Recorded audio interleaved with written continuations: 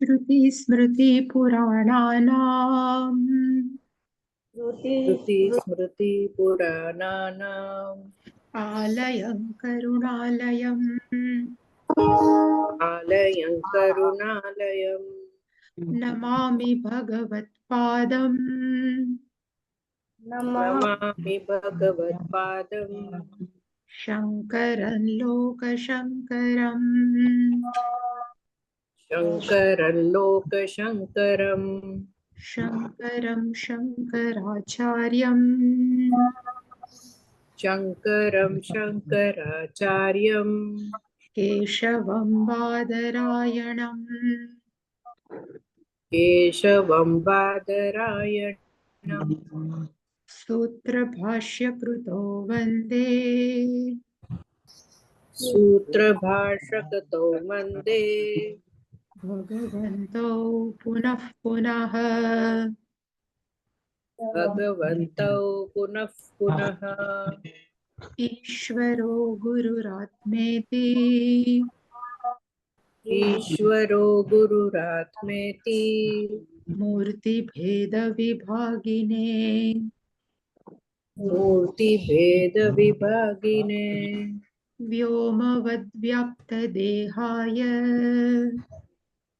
व्योमवद्व्याप्तदेहाय दक्षिणामूर्तये नमः। दक्षिणामूर्तये नमः। गुकारस्त्वन्धकारो वै गुकारस्त्वन्धकारो वै ऋकारस्तन्निवर्तकः ऋकारस्तन्निवर्तकः अन्धकारनिरोधित्वात् अन्धकारनिरोधित्वात् गुरुरित्यभिधीयते गुरुरित्यभिधीयते सदाशिवसमारम्भाम् सदाशिवसमारम्भाम् शङ्कराचार्यमध्यमाम् शङ्कराचार्यमध्यमाम् अस्मदाचार्यपर्यन्ताम् अस्मदाचार्यपर्यन्ताम् वन्दे गुरुपरम्पराम् वन्दे गुरुपरम्पराम्। ॐ सहनाववतु सहना भवतु सहनौ भुनक्तु सहनौ भुनक्तु सह वीर्यं करवावहै सह वीर्यं करवावहै तेजस्विनावधीतमस्तु मा विद्विषावहै तेजस्विनावधीतमस्तु मा विद्विषावहै। ॐ शान्ति शान्ति शान्तिः। शान्ति शान्ति शान्तिः। ॐ आप्यायन्तु ममाङ्गानि वाक्प्राणश्चक्षुश्रोत्रमथो बलमिन्द्रियाणि सर्वाणि आप्यायन्तु ममाङ्गानि वाक्प्राणचक्षुश्रोत्रमथो सर्वाणि सर्वं ब्रह्मोपनिषदम् सर्वं ब्रह्मोपनिषदम् माहं ब्रह्म निराकुर्याम् मां ब्रह्म निराकुर्याम् मा ब्रह्म निराकरोत् मां ब्रह्म निराकरोत् अनिराकरणमस्त्वनिराकरणं मे अस्तु अनिराकरणमस्त्वनिराकरणं मे अस्तु। तदात्मने निरतेय उपनिषत्सु धर्मास्ते मयि तदात्मनि निरतेय उपनिषत्सु धर्मास्ते मयि सन्तु। ते मयि सन्तु। ते मयि सन्तु। ॐ शान्ति शान्ति शान्तिः। ॐ शान्ति शान्ति शान्तिः।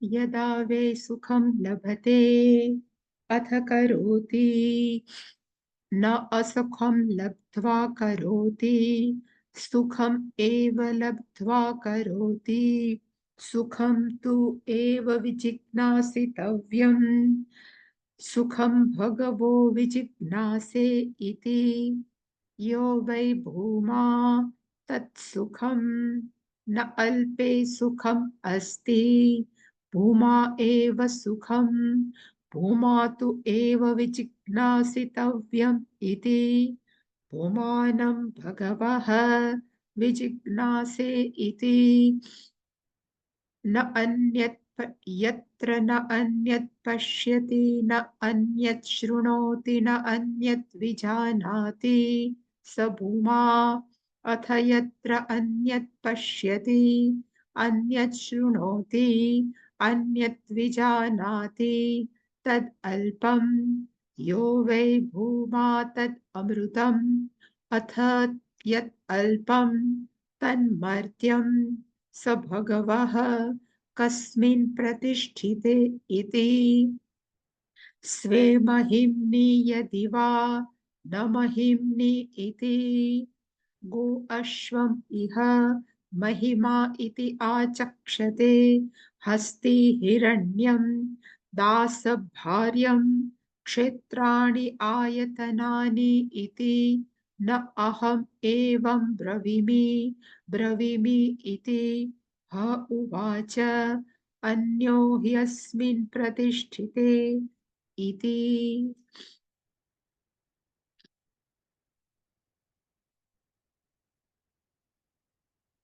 આપણે જોયું કે લગભગ ક્યાંથી ચાલુ કર્યું હતું શ્રદ્ધા એટલે અતિવદતી ત્યાંથી ચાલુ જે સત્ય હોય એ સામેથી બધાને જણાવે કે મને આત્મજ્ઞાન થયું છે એટલે નારદજીએ પૂછ્યું કે સત્ય શું છે એ તમે મને કહો સત્ય એટલે અંતિમ સત્ય એટલે પછી સનકાદી ઋષિએ કીધું સત્યમ સત્યમ જે બોલે છે એ જાણ્યા વગર સત્યમ ના બોલે વિજાનન એટલે તારે સત્ય શું છે વિજ્ઞાનમ એ સત્ય શું છે એ તારે જાણવું જ જોઈએ એટલે નારદજીએ પૂછ્યું કે મને એ વિજ્ઞાનમ શું જાણવું જોઈએ એ મારે જાણવું છે એટલે પાછું સનકાદી મુનિએ કીધું કે જો જાણવું હોય તો મનન કરવું જોઈએ મનન કર્યા વગર કોઈ જાણી ન શકે એટલે તારે મનન શું છે એ જાણવું એટલે નારદજીએ કીધું કે મનન શું એટલે તમે મને કહો તો કે મનન કરવા માટે તારે શ્રદ્ધા રાખવી જોઈએ શાસ્ત્ર પ્રમાણમ ગુરુ શબ્દ પ્રમાણમ એટલે કીધું કે યદા વે શ્રદ્ધતાતિ અથ મનુતે ન અશ્રદ્ધત ન મનુતે જેનામાં શ્રદ્ધા નથી એને મનન ન થઈ શકે એટલે નારદજીએ કીધું તો શ્રદ્ધા શું છે એ આપ મને કહો એટલે ફરી પાછું કીધું કે શ્રદ્ધા છે એ જ્યાં સુધી ન નિષ્ઠિષ્ઠતી જ્યાં સુધી નિષ્ઠા ન થાય અને ત્યાં આપણે જોયું હતું કે ગુરુ શુશ્રુષા ગુરુ કૃપા એમાં જો નિષ્ઠા ન થાય તો તને કાંઈ ન થાય શ્રદ્ધા ન ડેવલપ થાય એટલે ફરી પાછું નારદજીએ કીધું નિષ્ઠા શું? ગુરુ શુશ્રૂષા ગુરુ ઉપસદનમ ગુરુ વાસહ, એમાં નિષ્ઠા કેવી રીતે થાય મને કહો. એટલે એને કીધું કે યદિ વે કરોતી, જો શમદમાદિ યુક્ત હઈશ, જો સમાધાન વાળું મન હશે, એટલે કે મન ઉપર આત્મસંયમ, ઇન્દ્રિયો ઉપર આત્મસંયમ અને ચિત્તની એકાગ્રતા હશે, તો જ નિષ્ઠિષ્ઠતી, તો જ નિષ્ઠા પ્રાપ્ત થશે. એટલે અંતે એને કીધું કે કૃતિ એટલે શું, એટલે શમદમાદિ કેવી રીતે પ્રાપ્ત કરવું. એટલે એને કીધું કે જો તમે શમદમ પ્રાપ્ત નહીં કર્યું હોય તો સુખમ ન લભતે, અસુખમ લબ્ધવા ન કરોતી. એટલે માણસ સુખ માટે જ આ બધું કરે છે. એટલે તારે જાણવું જોઈએ કે સુખ એટલે શું. એટલે નારદજીએ છેલ્લો પ્રશ્ન પૂછ્યો, જે આપણે ગઈકાલે લાસ્ટ ટાઈમ જોયું, કે સુખમ તું એવમ વિજિજ્ઞાસિતવ્યમ, તમે મહેરબાની કરી મને કહો કે સુખ એટલે શું. અને ત્રયોવિંશ ખંડ, એટલે કે 13મા ખંડમાં કીધું, 23મા ખંડમાં સોરી, કે ભૂમા તત્સુખમ, એ સુખનું નામ છે ભૂમા. અને એને એમ પણ કીધું કે અલ્પે સુખમ ન અસ્તિ. ભૂમાનો અર્થ થાય અતિશયતા, નિરઅતિશયતા, એ જ સુખ છે. જે મર્યાદિત છે ત્યાં સુખ નથી. ભૂમા એવ સુખમ, જે અમર્યાદિત છે એ જ સુખ છે. એટલે તારે કીધું કે ભૂમા તું એવ વિજિજ્ઞાસિતવ્ય, તારે જાણવું જોઈ ભૂમા એટલે શું. અને છેલ્લે નારદજીએ કીધું કે ભૂમાનમ ભગવઃ વિજિજ્ઞાસે ઇતિ, તમે મહેરબાની કરીને મને કહો કે ભૂમા એટલે શું. આપણે ત્યાં સુધી જોયું હતું. હવે પછીનો ખંડ 24મો.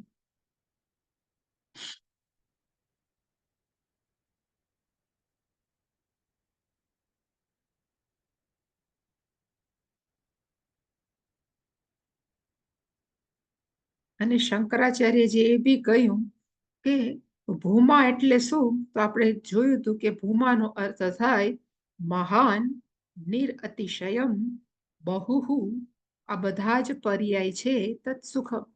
મહાન, નિરઅતિશયમ સુખમ, એટલે કે જ્યાં સુખની કોઈ, એટલે અસીમતા છે એને કહેવાય નિરઅતિશય, અને અત્યંત વિશાળ છે. આ બધા જ ભૂમા સુખના પર્યાય છે. અને એનાથી ઊંધું જે બધું છે એ કેવું છે, તો કે અલ્પમ. અલ્પમનો અર્થ આપણે જોયું તો કે મર્યાદિત, જે છે એ બધું મર્યાદિત છે. અને પાછું કીધું કે અતઃ તસ્મિન અલ્પે સુખમ નાસ્તિ, અતઃ તસ્મિન અલ્પે સુખમ નાસ્તિ. શું કામ સુખમ નથી, તો એનું પણ શંકરાચાર્ય જે કારણ આપણે જોયું હતું કે જે અલ્પ છે, અલ્પસ્ય અધિક તૃષ્ણા હેતુત્વ, જે અલ્પ છે એની અંદર અત્યંત તૃષ્ણા હોવાને કારણે એ દુઃખ છે. એટલે કીધું કે તૃષ્ણા દુઃખ બીજમ, અતિશય કોક ઉપર આસક્તિ, તૃષ્ણાનો અર્થ થાય અતિશય આસક્તિ, એ દુઃખનું કારણ છે. અને પાછું લખ્યું કે દુઃખ બીજમ સુખમ ન દ્રષ્ટમ, દુઃખનું જે કારણ છે એમાં ક્યાંય પણ સુખ છે ન દ્રષ્ટમ. અને કેવી રીતે, તો કે જ્વર આદિ લોકે, કોકને તાવ આવ્યો હોય તો દુઃખી છે, તો એની અંદર સુખ ન દ્રષ્ટમ, આપણે ક્યારેય સુખ જોતા નથી.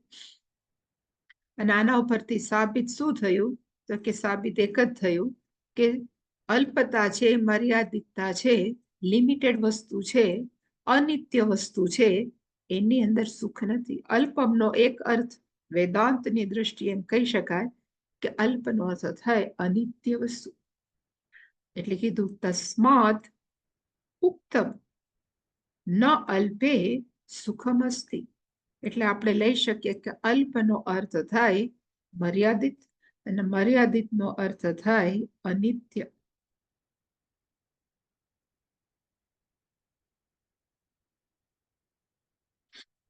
એટલે કે અનિત્ય વસ્તુની અંદર સુખમ, આ ન છે અહીંયા મૂકવાનું, ન અસ્તિ. અને અતઃ ભૂમા એવ સુખમ, એનો અર્થ ભૂમા છે એ જ સુખ છે. અને તૃષ્ણાદિ દુઃખ બીજત્વ અસંભવાત. ભૂમનઃ, એને કીધું કે ભૂમા તત્વની અંદર તૃષ્ણા, અને તૃષ્ણાને લીધે ઉત્પન્ન થતો રાગ દ્વેષ કામ ક્રોધ જે દુઃખનું બીજ છે એ શક્ય જ નથી. એટલે ભૂમા કેવું છે તો કે નિરઅતિશય સુખ. અને પછી નારદજીએ કીધું કે તમે ભૂમા એટલે શું કહો. તો હવે પછીનો જે આપણે ખંડ જોવાના છીએ એ ખંડ કેવો છે, તેવું કે છે કે એની અત્યંત મહત્વનો છે. કારણ કે ધારો કે તૈત્રીય ઉપનિષદની અંદર પૂછે કે ભાઈ આત્મા એટલે શું, તો એનું એક લક્ષણ માટેનો મંત્ર હોય. મુંડકમાં છે, માંડુક્યમાં છે, એક ઉપનિષદની અંદર હોય. એવી જ રીતે સદૈવ સૌમ્યમ ઇદમગ્ર આસીત ન અન્યત કિંચત, તો એ છાંદોગ્યના 6ઠા ઉપનિષદનું છે. એવી જ રીતે બ્રહ્મ તત્વનું લક્ષણ કયું, તો આ જે 24મો ખંડ છે, ચતુર્વિશ એટલે કે 24મો ખંડની અંદર ભૂમા નું શું આપવામાં આવ્યું છે, તો કે ભૂમા તત્વનું વ્યાખ્યા લક્ષણ છે અહીંયા બતાવવામાં આવ્યું છે.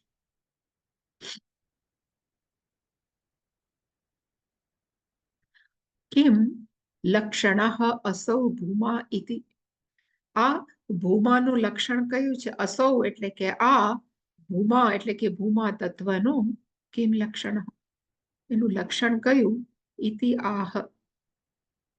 અને આ મંત્ર છે ઓફન કોટેડ, એટલે કે બધી જ જગ્યાએ આ મંત્રને ટાંકવામાં આવ્યો છે. અને કયો છે તો કે યત્ર ન અન્યત પશ્યતિ ન અન્યત શૃણોતિ ન અન્યત વિજાનાતિ સ ભૂમા. આ ભૂમાની વ્યાખ્યા છે. યત્ર, આ બીજું છે, યત્ર અન્યત પશ્યતિ અન્યત શૃણોતિ અન્યત વિજાનાતિ તદ અલ્પમ. આ અનિત્ય વસ્તુની વ્યાખ્યા છે. અને પછી યો વૈ ભૂમા તદ અમૃતમ અથ યદ અલ્પમ તન્મર્ત્યમ. જે ભૂમા છે એ અમૃત તત્વ છે અને અનિત્ય છે, એ મરણશીલ છે. મૃત્યમ, મર્ત્યમ. અને પછી નારદજીએ પૂછ્યું સહ ભગવઃ કસ્મિન પ્રતિષ્ઠિતે, ભૂમા છે એની પ્રતિષ્ઠા ક્યાં છે, એ ક્યાં વસે છે. સ્વે મહિમ્ની યદિ વા ન મહિમ્ની. હવે આપણે આ મંત્ર જોઈને એ પહેલા હું તમને એક બતાવવા માંગુ છું.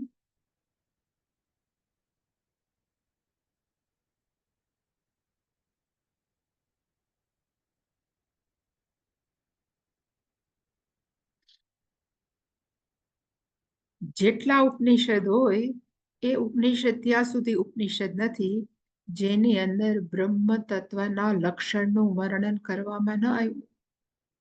તૈત્રીય ઉપનિષદમાં તો સ્વરૂપ લક્ષણ પણ છે અને તટસ્થ લક્ષણ પણ છે. મોટા ભાગે લક્ષણની અંદર બહુ, બીજા બધાની અંદર બહુ નથી, પણ લક્ષણ એટલે કે ખરેખર એનું વાસ્તવિક સ્વરૂપ કેવું છે એ બધા જ ઉપનિષદની અંદર બતાવવામાં આવ્યું છે. તો મેં જસ્ટ 2-3 ઉપનિષદના જ લેખા છે જે મંત્ર ઉપલબ્ધ છે.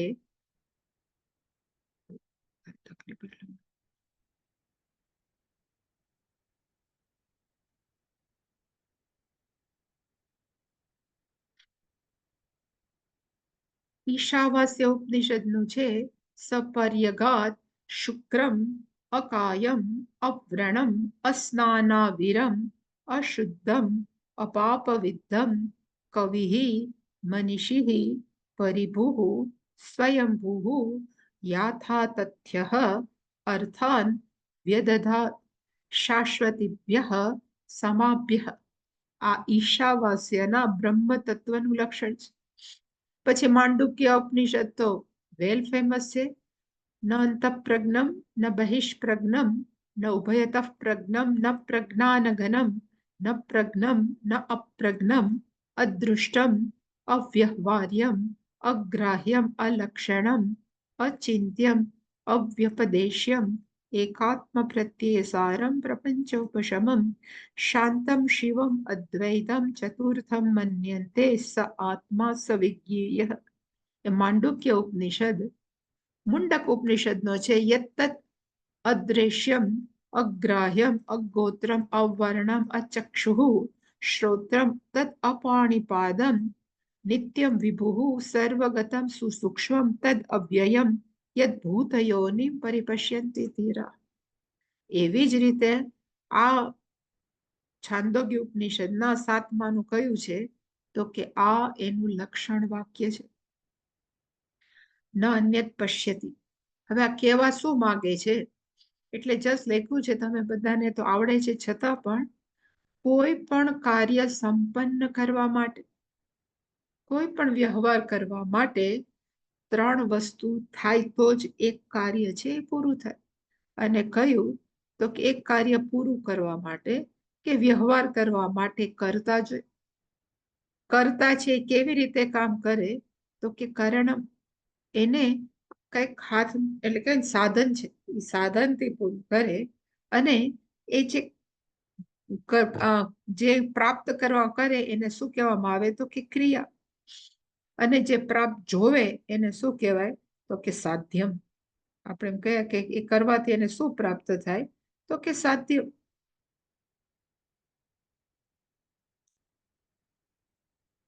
અહીંયા મેં લખ્યું છે કે સપોઝ જોવાવાળી વ્યક્તિ છે, સંસ્કૃતમાં કહેવાય દ્રષ્ટા, એ પોતાના સાધન આંખનો ઉપયોગ કરે છે અને કઈ ક્રિયા કરે તો કે દર્શન. આંખથી જોવે એને કે ક્રિયા દર્શનની કરે.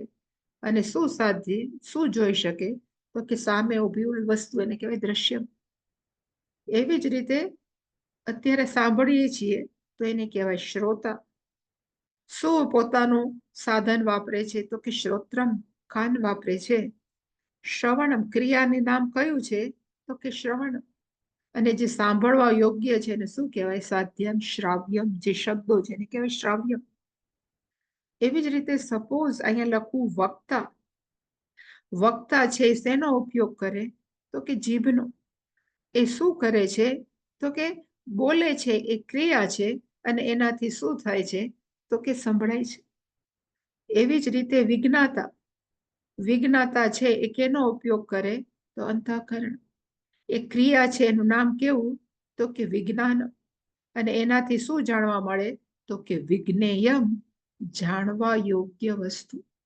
એટલે કે આ બધું જ આપણી ગમતી વસ્તુઓ પ્રાપ્ત કરવા માટે આપણે કરતા જોઈએ, કરણ જોઈએ અને ક્રિયા જોઈએ. એનો અર્થ ત્રિપુટી છે. ત્રિપુટીને આપણે વેદાંતની ભાષામાં કહી શકીએ કે શું છે તો કે દ્વૈતમ. એક કરતા વધારે વસ્તુ હોય તો જ કોઈ પણ ક્રિયા છે એ સંપન્ન થાય. હવે આ મંત્ર કયો છે તો કે ન અન્યત પશ્યતિ ન અન્યત શૃણોતિ ન અન્યત વિજાનાતિ.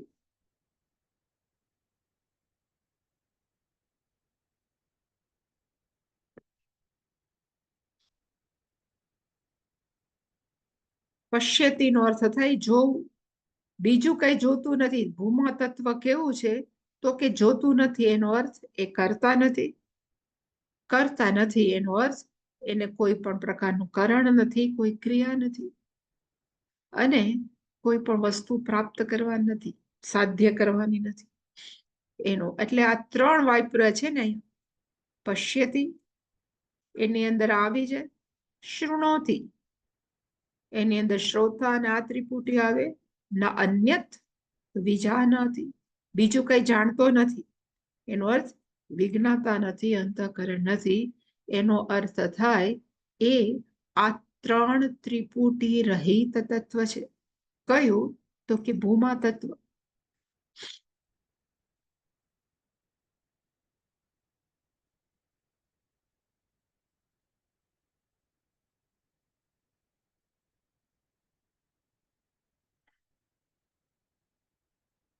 આના ઉપરથી તારણ શું નીકળે?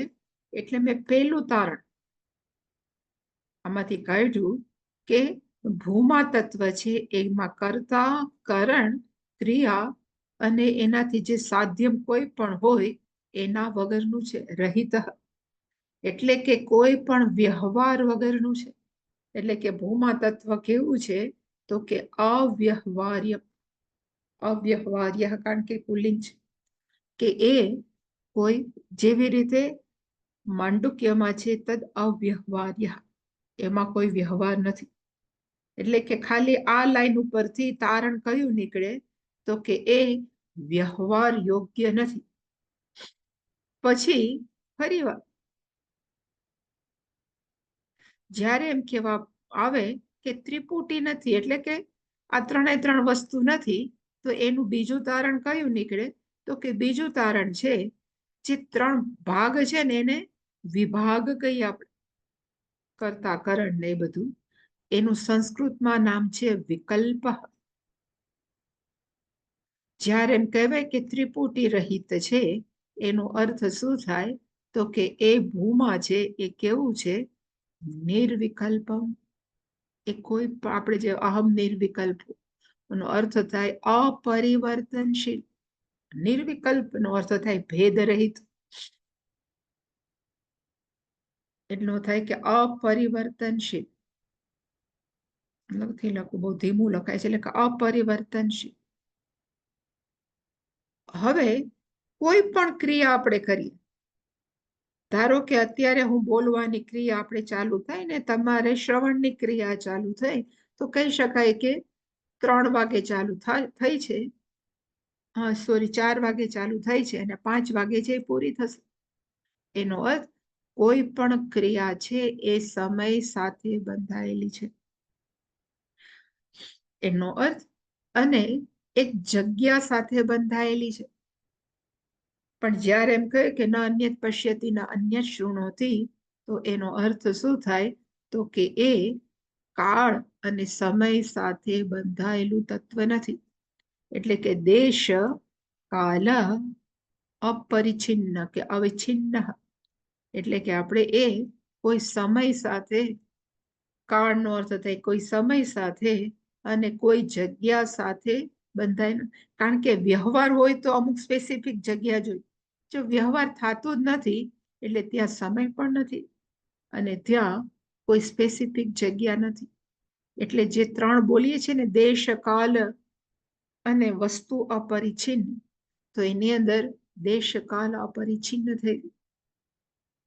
પછી હવે જ્યારે એમ કહે કે દેશ કાળથી અપરિછિન્ન છે, એનો અર્થ એ તત્વ કેવું છે? તો કે નિત્ય છે. તો જ અપરિછિન્ન, કારણ કે સમય સાથે બંધાયેલું નથી. સમય સાથે બંધાયેલું હોય એ અનિત્ય હોય, પણ સમય સાથે બંધાયેલું નથી એટલે કેવું છે? તો કે નિત્ય તત્વ. એ ભૂમા તત્વ છે એ કેવું છે? તો કે નિત્ય. એટલે અહીંયા નામ શું આપ્યું છે? તો કે અમર્ત્ય. એ મરણ તત્વ નથી. અને મરણ તત્વનું બીજું નામ કેવું છે? તો કે અમૃતમ. એટલે એટલા માટે કીધું કે નમૃતમ. હવે અહીંયા વસ્તુનો ઉલ્લેખ નથી, કારણ કે આપણે 3 વસ્તુ બોલીએ, દેશ, કાલ, વસ્તુ અપરિછિન્ન. દેશ કાલ તો આવી ગયા, એક વસ્તુ અપરિછિન્ન આવી નથી આવ્યું.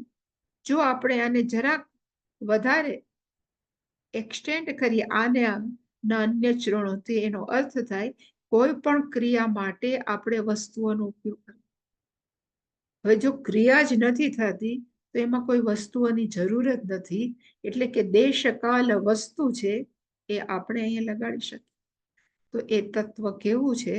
તો કે દેશ, કાલ, વસ્તુ અવિચ્છિન્ન અથવા અપરિછિન્ન, બેનો મીનિંગ એક જ થાય.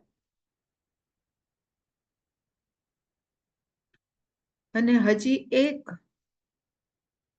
વધારે વસ્તુ જ્યારે એમ કહેવામાં આવ્યું, અને એ ભૂમા તત્વ છે એ કેવું છે? તો કે એ ભૂમા તત્વ એ હું જ જાણું, એ પ્રત્યેક પ્રાણીઓનો, ખાસ કરીને મનુષ્યનો શું છે? તો કે પરમ પુરુષાર્થ. એટલે કે ભૂમાને જાણવું એ આપણો પરમ પુરુષાર્થ છે. અને એ તત્વ જ્યારે આપણે એમ કીધું કે નિર્વિકલ્પ છે, નિર્વિકલ્પ અવસ્થા આપણે ક્યારે પ્રાપ્ત કરીએ છીએ? તો કે હા, ક્યારે પ્રાપ્ત કરીએ છીએ? તો કે હંમેશા નિદ્રાની અંદર આપણી સ્થિતિ કેવી છે? તો કે ત્રિપુટી રહિત જે નિર્વિકલ્પ છે, પ્રતિદિનનો અર્થ થાય ડેઈલી, રોજે રોજ ક્યારે આપણે અનુભવીએ છીએ? તો કે સુષુપ્તિ, આપણી ઊંઘની અવસ્થાની અંદર આપણે નિર્વિકલ્પ, ત્યાં હું કોણ છું એનું ભાન નથી, હું કઈ જગ્યાએ છું દેશનું ભાન નથી, અને સાથે સાથે સમયનું પણ ભાન નથી. એટલે નિર્વિકલ્પ અવસ્થા આપણે રોજ અનુભવીએ છીએ. તો દુનિયાની અંદર બે નિર્વિકલ્પમ હોઈ શકે? તો કે ના, દુનિયાની અંદર ક્યારેય બે નિર્વિકલ્પ વસ્તુ નથી. એક જ નિર્વિકલ્પ છે. એનો અર્થ ભૂમા જે નિર્વિકલ્પ છે, જેનો આપણે સુષુપ્તિમાં હંમેશા અનુભવ કરીએ છીએ, એ કેવું છે? તો કે નિત્ય સિદ્ધ સ્વરૂપ. એ આપણે છે જ, માત્ર જાણવાની જરૂર છે. અત્યારે આપણને ખબર નથી, પણ માત્ર એ શું કરવાની જરૂર છે? તો કે જાણવાની જરૂર છે. એ નિત્ય સિદ્ધ છે. અને ફરી પાછું કે ઊંઘ છે એ આવે ને જાય છે, એટલે ઊંઘ છે એ અવસ્થા છે, પણ ભૂમા છે એ સ્વરૂપ છે. એટલે જ્યારે ઊંઘ સાથે કહીએ ત્યારે એક કરવાની જરૂર નથી કે ભાઈ અવસ્થા છે. અવસ્થાનો અર્થ થાય નતિષ્ઠતી ઇતિ અવસ્થા. આપણે કહેવાય કે બાળક અવસ્થા, તો આપણે ક્યારે બાળક નથી રહેતા, યુવાન થાય, વૃદ્ધ થાય, અવસ્થા. અવસ્થાનો અર્થ નતિષ્ઠતી. તો ભૂમા છે એ અવસ્થા નથી, આપણું પોતાનું સ્વરૂપ છે. આપણી સાથે જ છે, એ હું જ છું. પણ અહીંયા પ્રોબ્લેમ કયો છે? તો કે આપણને એ ખબર નથી, અને માત્ર એ જાણવાની જરૂર છે. આ સમજ્યા પછી હવે આપણે પાછો મંત્ર જોઈએ, એટલે વધારે સ્પષ્ટ આપણને સમજાય.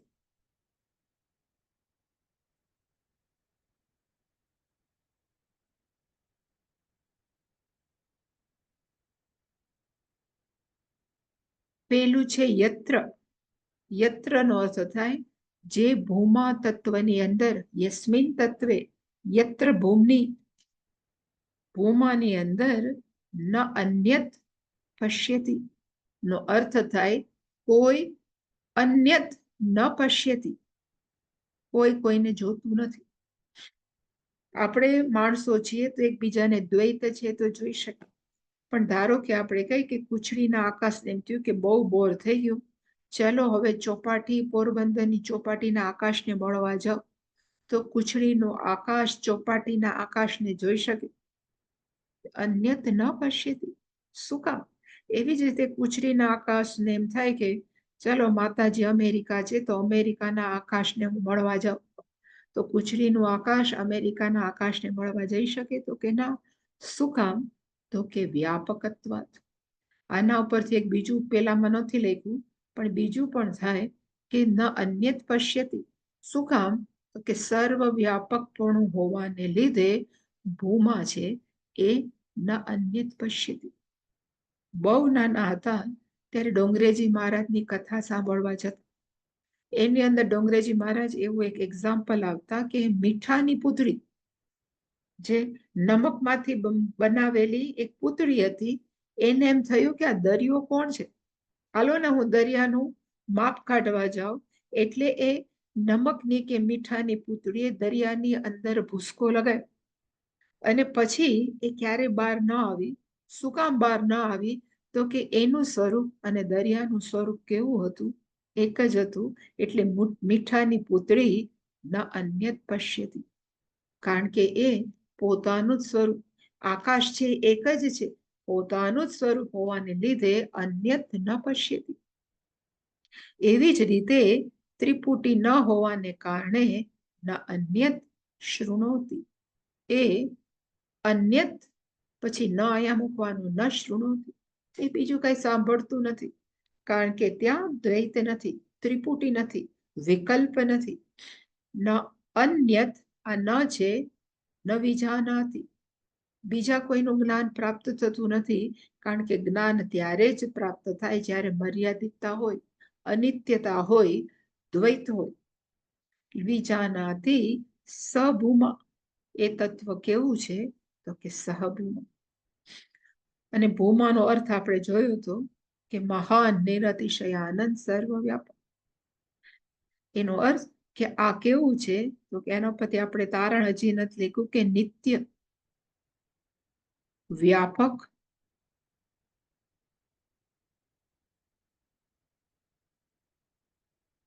નિર્વિકલ્પ. આટલા શબ્દો ઉપરથી આપણે એટલું સાબિત કરી શકીએ.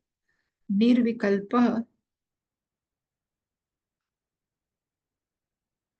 વસ્તુ, દેશ, કાળ અપરિછિન્ન, આ બધું જ આના પરથી સાબિત થયું.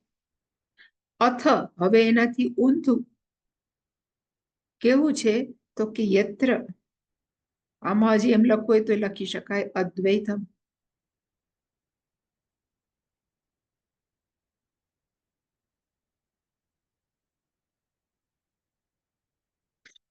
અદ્વૈતમ, આનાથી ઊંધું યત્ર દ્વૈતે, જ્યાં દ્વૈત છે એની અંદર અન્યત પશ્યતિ, એકબીજાને એકબીજા જોવે છે, અન્યત શૃણોતિ, અન્યને સાંભળી શકે છે, અન્યત વિજાનાતિ, અન્યને એ જ્ઞાન પ્રાપ્ત કરી શકે છે.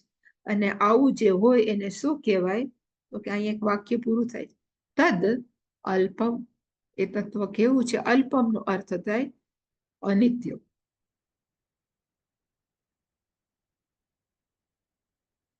મર્યાદિત,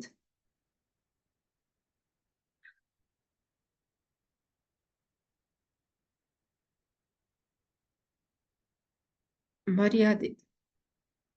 અને ફરી પાછું યો વૈ ભૂમા, યહ વૈ એટલે કે ખરેખર, ભૂમા તત્વ છે એ કેવું છે તો કે અમૃતમ, કારણ કે ત્યાં દેશ નથી, ત્યાં કાળ નથી, ત્યાં સમય નથી. જે સમય સાથે હોય એ મૃતમ, એનું જ હંમેશા મૃત્યુ છે. જે સમય સાથે સંકળાયેલું નથી, અમૃતમ, એ તત્વ કેવું છે તો કે મૃત્યુ રહિત. મૃત એટલે કે મરું, અમૃતમ એટલે કે ન મરું. અને ફરી વાર યદ અલ્પ, જે મર્યાદિત છે, જે અનિત્ય છે, તત મર્ત્યમ, એ તત્વ કેવું છે તો કે મર્ત્ય, એ અલ્પ છે, એ મર્ત્ય છે, સમય સાથે બંધાયેલું છે. આટલું જ્યારે સનત કુમારે કીધું એટલે નારદજીએ પ્રશ્ન પૂછ્યો. તો એ ભૂમા તત્વ છે, સહ ભૂમા સહ ભગવઃ. નારદજી કહે છે કે હે સનત કુમાર, કસ્મિન પ્રતિષ્ઠિતે, એ કઈ જગ્યાએ પ્રતિષ્ઠા છે, એનો અર્થ એનો આધાર કોણ.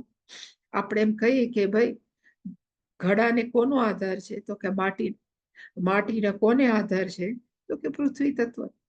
એવી જ રીતે આ જે ભૂમા છે એનો આધાર કોણ, કસ્મિન પ્રતિષ્ઠિત. એટલે આ બે જવાબ આપ્યા. સનકાદી ઋષિએ સ્વે મહિમની, એ ક્યાં પ્રતિષ્ઠિત તો કે એને કોઈના ઉપર આધારિત નથી, પોતાના મહિમામાં, પોતાની ગ્લોરીની અંદર પ્રતિષ્ઠિત, સ્વે મહિમની પ્રતિષ્ઠિત. યદિ વા, આ ઉપરાંત ન મહિમ નો અર્થ શંકરાચાર્ય કીધો કે એને બીજા કોઈની મહિમાની જરૂર નથી જેના ઉપર એને પ્રતિષ્ઠિત રહેવું પડે. એટલે કે ન મહિમની, આમાં લખ્યું છે ન મહિમની નો અર્થ થાય એ બીજા ઉપર પરતંત્ર નથી. અને સ્વે મહિમની નો અર્થ થાય સ્વતંત્ર છે, સ્વતંત્ર છે, પરતંત્ર નથી. પોતાના અસ્તિત્વ માટે એ બીજા ઉપર નથી આધાર રાખતો. આ કોણ છે તો કે સભૂમા, આનું નામ છે ભૂમા. અને શંકરાચાર્યજી ભાષ્યમ લખ્યું છે એ બી સરસ છે.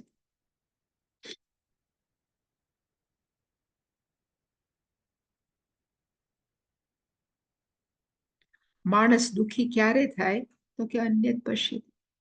માણસ ક્યારે દુઃખી થાય? કોક કોકને કહી દે અન્ય શૃણોતિ. પણ અત્યારે ખરેખર કહેવા શું માંગે છે કે માણસોએ પોતાનું વાસ્તવિક સ્વરૂપ જાણી જાય તો પછી એને દુઃખ ઓછું થાય. કારણ કે આપણે મહત્વ કોને આપીએ છીએ તો કે દ્વૈત. પણ જો ખબર પડે કે ભાઈ દ્વૈત છે એ અનિત્ય છે અને અનિત્ય ઉપર મારે એટલું બધું સુખ ને દુઃખનો આધાર ન રાખવો જોઈએ, એટલી સમજણ પણ આપણને દુઃખ છે એ શું કરે તો કે ઓછું કરે.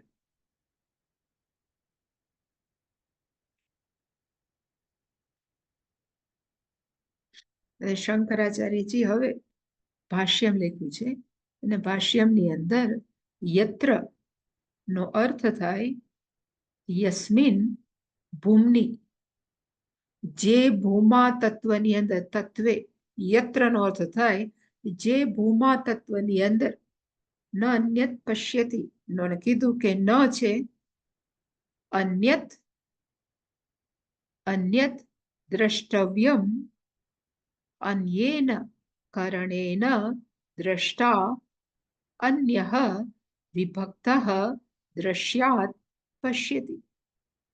ન અન્યત પશ્યતિ નો અર્થ શું થાય તો કે અન્ય દ્રષ્ટા, એક દ્રષ્ટા બીજો દ્રષ્ટા છે, અન્યેન કારણેન પોતાના આપેલા કરણ નો અર્થ થાય સાધન. જોવાનું સાધન કયું? કરણ કયું? સંસ્કૃતમાં એને કરણ કહેવાય. સાધનને શું કહેવાય તો કે કરણ. ભગવાને આપણને 5 કરણ આપ્યા છે. 5 જ્ઞાનેન્દ્રિયો એને કહેવાય કર્ણેન્દ્રિયા, જોવા માટેના સાધન.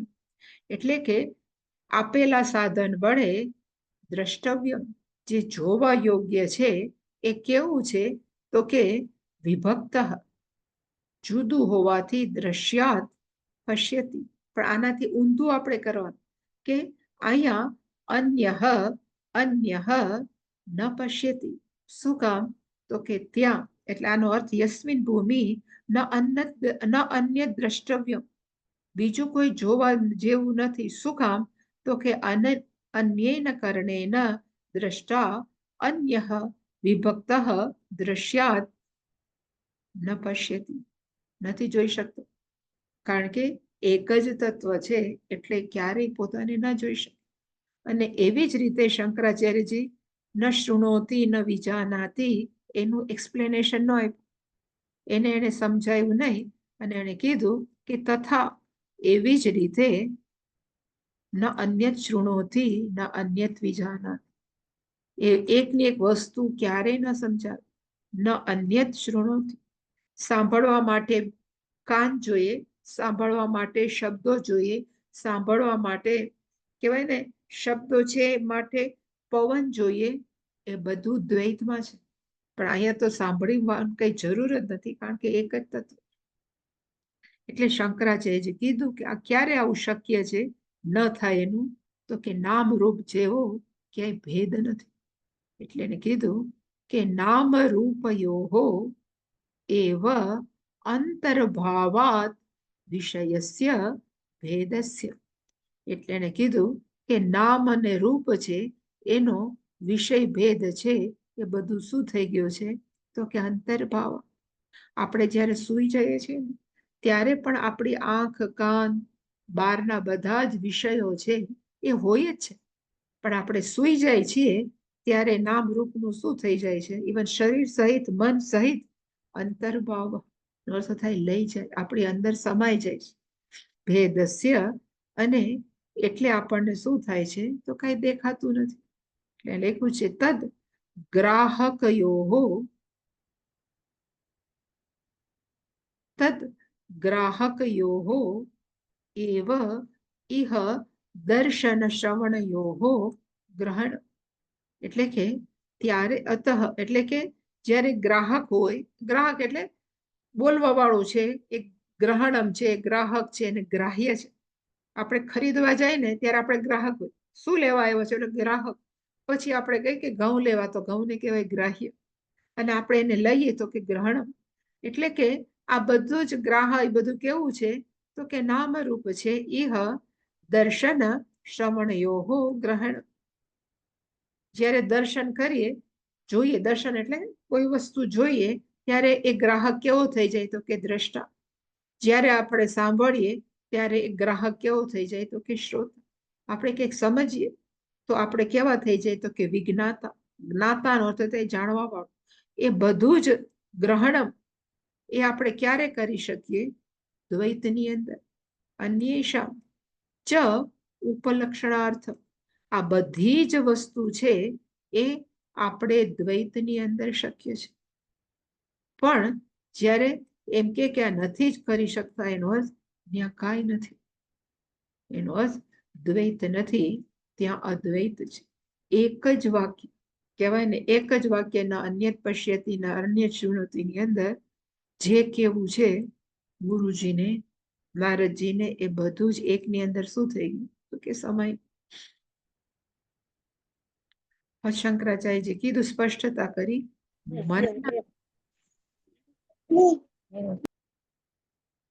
મનનમ તુ અત્ર ઉક્તમ દ્રષ્ટવ્યમ ન અન્યત મન્યુતે ઇતિ. ન અન્યત મનુતે ઇતિ. મનનમ છે પેલા થયું તો જો યાદ હોય, જે મનન કરી શકે એ જ વિજાનાતી, એવું હતું. એટલે એને કીધું કે મનનમ પણ બોલ્યા છે, પણ મનનમ પણ ક્યારે જ કરી શકીએ?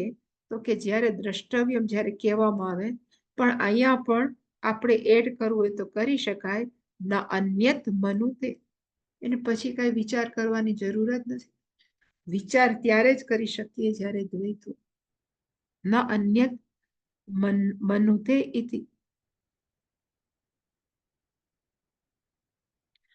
પ્રાયશઃ, જનરલી, મોટા ભાગે, શંકરાચાર્યજી કે મનન પૂર્વકત્વાદ વિજ્ઞાનસ્ય. કોઈ પણ વિજ્ઞાન, એટલે પેલા આવ્યું હતું કે જ્યારે આપણે કોઈ પણ જ્ઞાન પ્રાપ્ત કરવું હોય તો એના પર ચિંતન કરીએ ત્યારે જ આપણને એનું જ્ઞાન થાય. પણ અહીંયા શું લખ્યું? તો અહીંયા એટલે જે વાક્ય હતું એમાં ના અન્યત વિજાના, એકવાર જ્ઞાન પ્રાપ્ત થાય પછી બીજું કાંઈ જાણવાનું રહેતું નથી, કારણ કે પછી જાણવાનું હોતું જ નથી. એટલે શંકરાચાર્યજી કીધું તથા ન અન્યત વિજાનાતિ. ત્યાં બીજું કઈ, જેવી રીતે મીઠાની પૂતળી જાણવા ગઈ પછી એને કઈ જાણવાની જરૂર નથી, એ પોતાના સ્વરૂપમાં એક થઈ ગઈ. એવી રીતે અન્યત ન વિજાનાત, જેને આત્મજ્ઞાન થાય. જેવી રીતે ઓલું હતું ને, જાગીને જોઉં તો જગત દિશે નહીં, ઊંઘમાં અટપટા. એટલે કે જ્યારે આત્મજ્ઞાન થાય, જાગીને જોવું નો અર્થ થાય જ્યારે આત્મજ્ઞાન થાય જગત દિશે નહીં. ચારે તરફ માત્ર શું છે? તો કે ચૈતન્ય તત્વ છે. ચૈતન્ય તત્વ કોની સામે જુએ? ચૈતન્ય તત્વ કોને કોને સંભળાવે? અને એક જ ચૈતન્ય તત્વ કોને કોનું જ્ઞાન આપે? એટલે ના અન્યત પશ્યતી, ના અન્યત શૃણોતી, ના અન્યત વિજાનાત. એ જે છે એવમ લક્ષણ યહ, જેનું આવું લક્ષણ છે એ કેવું છે? તો એનું નામ શું છે? તો કે સહ ભૂમા. એ તત્વ છે એનું નામ ભૂમા. એટલે ભૂમા બીજું કાંઈ નહીં પણ ચૈતન્ય તત્વનું એક નવું નામ છે, નામકરણ. બ્રહ્મ કયો, ચૈતન્ય તત્વ કયો, અક્ષર કયો, આત્મા કયો, આ બધા જ પર્યાયવાચી શબ્દ છે ચૈતન્ય તત્વ. એવમ લક્ષણ ભૂમા. કદાચ મને એવું લાગે છે કે ઉપનિષદે આટલા બધા નામ શું કામ આપ્યા? કારણ કે આપણને બધા નામ સાથે બંધાવવાની ટેવ પડી ગઈ છે. એટલે કોઈ નામ સાથે ન બંધાય, કારણ કે બ્રહ્મ તત્વ કે ચૈતન્ય તત્વ છે એ ક્યાંય બંધાયેલું નથી. કોઈ આ જ છે એવું નથી, કારણ કે જે છે એ જ. અને એવી જ રીતે બીજું આપણે ઓલું જાગીને જોઉં તું, અને ઘાટ ઘડ્યા પછી નામ રૂપ જુજવા, અંતે તો હેમનો હેમ હોય છે. ચિત્ત ચૈતન્ય વિલાસ તદરૂપ છે. બ્રહ્મ લટકા કરે બ્રહ્મ પાસે. એમાં જેતું જાગીને જવું તો જગત દિશે નહીં, ઊંઘમાં ચિત્ત ચૈતન્ય છે. જ્યારે આત્મજ્ઞાન થાય ત્યારે એ વ્યક્તિને જ્ઞાન થાય કે મારું, હું ખરેખર હું કઈ નથી, હું કોણ છું? તો કે ચૈતન્ય. ચિત્ત ચૈતન્ય વિલાસ. ચૈતન્ય તત્વનું આ બધું શું છે? તો કે વિલાસ તત્વ. એટલે કે અહીંયા જે મારી સામે છે, પછી ભલે નામ છે, અસંખ્ય આકારો છે, પણ એ ખરેખર શું છે? તો કે ચૈતન્ય તત્વ. જેમ સોની કોઈ દુકાનની અંદર પ્રવેશે, પોતાના સોનાની દુકાનની અંદર, તો સોનીને આત્મજ્ઞાન છે કે અત્યંત ઘરેણાઓ જાત જાતના ઘાટના છે, પણ એની અંદર છે તો શું? તો કે સુવર્ણ. એ સુવર્ણને મહત્વ આપે, ઘાટને ન આપે.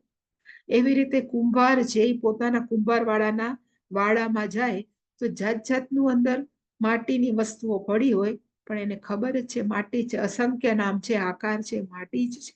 એવી જ રીતે જેને આત્મજ્ઞાન થાય એ બધા જ, પહેલી વાર આત્મજ્ઞાન થાય ત્યારે ખબર પડે કે ચૈતન્ય તત્વ સિવાય કાંઈ નથી. પણ ધારો કે મનુષ્ય છે કે કોઈ પણ પ્રાણી જગત છે કે કોઈ પણ છે, એ નામરૂપ છે, પણ છે તો કેવું? તો કે જેવી રીતે ઘરેણા ઘરેણા નથી, સોનું છે. જેવી રીતે ઘડાઓ ઘડા નથી, માટી છે. એવી રીતે પુરુષો, સ્ત્રીઓ, વનસ્પતિઓ માત્ર શું છે? તો કે નામ અલગ છે, ચૈતન્ય તત્વ છે. જે આ સમજી શકે એવમ લક્ષણ સ્યઃ સહ ભૂમા. એ શું છે? તો કે એ ભૂમા તત્વ છે.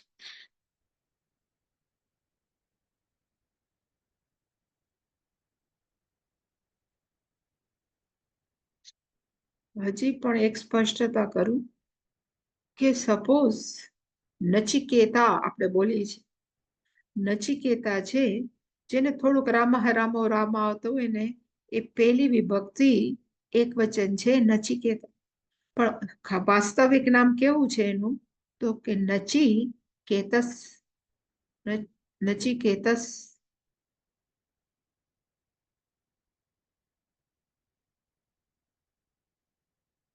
સ છે એ છેલ્લો છે, નચિકેતસ. પછી નચિકેતા, નચિકેતસો, નચિકેતસઃ. એવી રીતે એના રૂપ બને સંસ્કૃતમાં. એવી જ રીતે ભૂમા છે, એનું ઓરિજિનલ નામ છે ભૂમન. આ પહેલી વિભક્તિ એક વચન છે. એટલે કોક એમ કે આ ભૂમા છે, વળી પાછું ભૂમની આવ્યું તો આ શું છે? તો કે ભૂમા, ભૂમાનો, ભૂમાના. એવી રીતે એના રૂપ બને. એટલે કે ભૂમા છે એ પહેલી વિભક્તિ એક વચન છે. જેવી રીતે મહિમન છે એક નામ, એ પુલ્લિંગ છે, મહિમન. એમાંથી રામ રામો, એમાં પહેલી વિભક્તિ કેમ બોલે? તો કે મહિમા.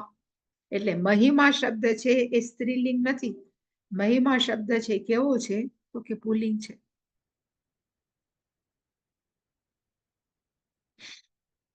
એટલે ભૂમા છે એ પુલ્લિંગ શબ્દ છે, પહેલી વિભક્તિ એક વચન. અને કે આવી રીતે શું કામ બતાવવાની જરૂર છે? એટલે હવે પોતે જ ગુરુજી જ આને કે છે નારદજીને કે આવી રીતે બતાવવાની શું જરૂર? નાન્યત પશ્યતિ કહેવાય ને કે પઝલ જેવું લાગે છે. એટલે પોતે જ આ છે, અહીંયા લખ્યું છે કે ગુરુ પોતે જ પ્રશ્ન ઉઠાવે છે. એને કીધું કે કિમત્ર, કેમ અહીંયા પ્રસિદ્ધ અન્યત્ર દર્શન અભાવ ભૂમની ઉચ્યતે. એને કીધું કે અહીંયા એ વિચાર કરવાની જરૂર છે, ન અન્યત પશ્યતિ. એનો અર્થ થાય કે જગ જાહેર છે કે એકબીજા બીજાને જોઈ શકે, એવી રીતે અહીંયા અન્ય દર્શન, બીજા કોઈના દર્શનનો ત્યાં અભાવ છે ભૂમિમાં. એવું આવું શું કામ બોલ? આવો વાક્ય પ્રયોગ કરીને ન અન્યત પશ્યતિ ન અન્યત શૃણોતિ. આવી રીતે એક્સપ્લેન કરવાની શું જરૂર? એક તો આમે બ્રહ્મ તત્વ સમજાતું નથી, એની અંદર આટલું બધું ટ્વિસ્ટ કરીને કહેવાનો શું અર્થ? તે પોતે જ સમજાવશે કે શું કામ આવું કરે છે. શાસ્ત્રને આટલું બધું કરવાની શું જરૂર છે?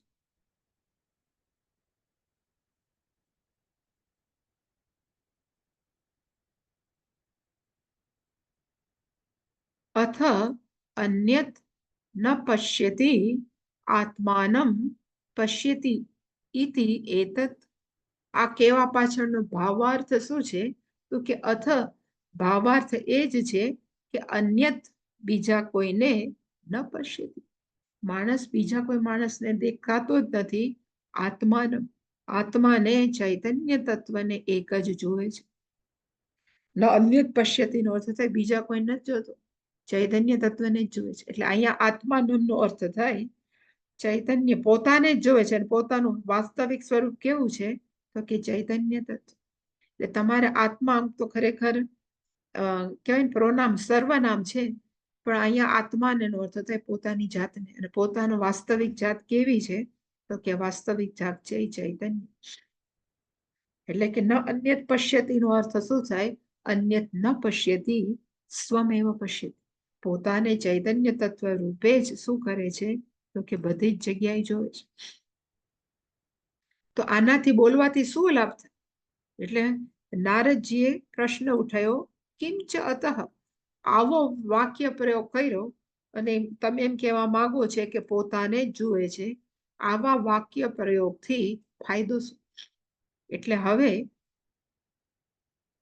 શંકરાચાર્યજી કહે છે કે શા માટે સનકાદી ઋષિએ આ એનું કારણ આપશે કે શું કામ આવું કહેવા માંગે છે. આના થ્રુ કહેવા માંગે છે કે ત્યાં દ્વૈત વ્યવહાર નથી. પણ એ આપણે આવતીકાલે જોશું.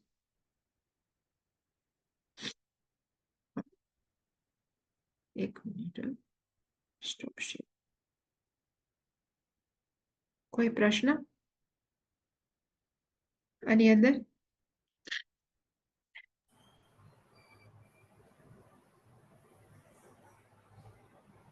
નો ક્વેશ્ચન?